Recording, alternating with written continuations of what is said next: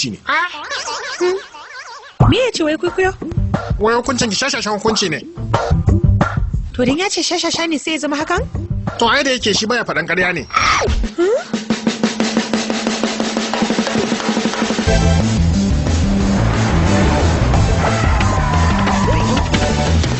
Barka Kauna. Me ka ɗauki kanka ne? Waya matsayin me ka ɗauki kanka? Ni shashasha ce? Hukunci na shine shashancin? Kina tantama ne? Dan na yarda da kai, na zama shashasha kenan? Kauna, manta da batun amsa ta ko aka san haka. Kin ce kina son wanda zai soki ya tsawon rayuwa ko ba haka ba? Kwarai. Shi yasa na faɗi hakan. Hukunci na yanke mai ƙarfi. Gani nan a nan.